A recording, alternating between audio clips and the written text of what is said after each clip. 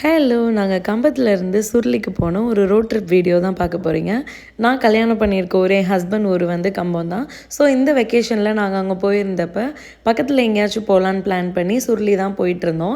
அப்போ ரொம்ப கூட்டமாக இருக்குன்னு அங்கே தெரிஞ்ச ஃப்ரெண்டு இருந்து சொன்னனால, சரி ஓகே ஆறு எதாலையாச்சும் குளிச்சுட்டு போயிடலான்னு சொல்லிட்டு நிப்பாட்டினோம். பட் தண்ணியோட ஃப்ளோ வந்து ரொம்ப ஸ்பீடாக இருந்தது. குளிக்கவே முடியல.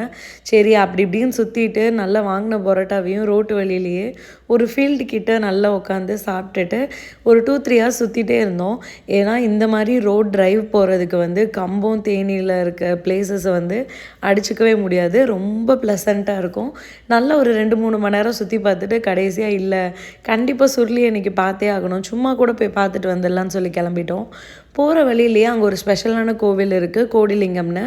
இதுக்கு முன்னாடி நீங்கள் போனது இல்லைன்னா அந்த சைடு போனீங்கன்னா கண்டிப்பாக போய் பாருங்கள். கடைசியில் செம கூட்டம்.